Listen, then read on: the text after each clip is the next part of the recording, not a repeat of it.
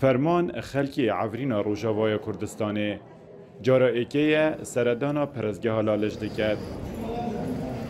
دیگل خیزانا خوهاتیه پشکداری ججنا جمایا شیخادی داد کرد.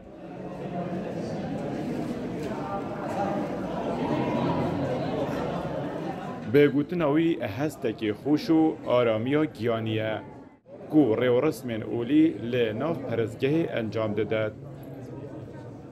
بخوش عفرين ما اللي الحسكي رودنا مش حسكي هوتن سردانا لورش بكن وججنا جماهير من الحموم التي اس دي بيروز بكن جياني ما دابا جورا كمين ازو مولبات خامت يعني دري يعني تشتكي ما نادي تقول دمي ما دي بحثي وي ذكرنج مارو ل تشاو بحث ذكرن ما دي جودتري ويها يعني بحث ذكرن قال كي خوش اللي ما دي زياده خوشه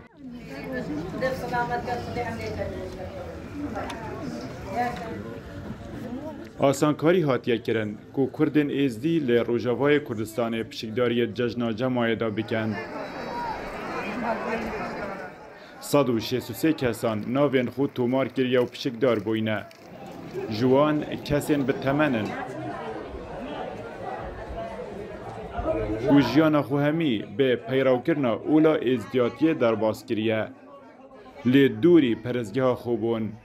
جارا ایکه دهن حجا خو پیروز دکن.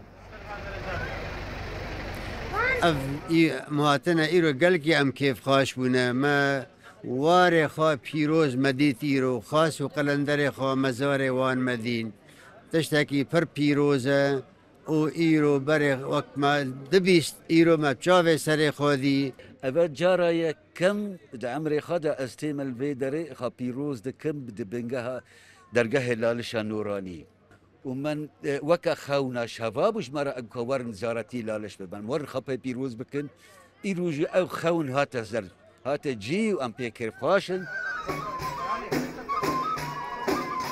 ججنا جمایا شیخادی لشش تاکو 13 مهاده یا همی سالان بردوام بید.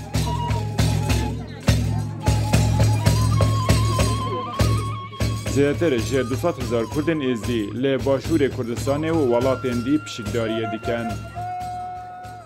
کردن ازدی کجمار وان نزدیک 1 میلیون کسانه لی گلک ولاتن جهانت بلاون لی پرزگاه وان یا سرکی یا همیان پرزگاه لالشه.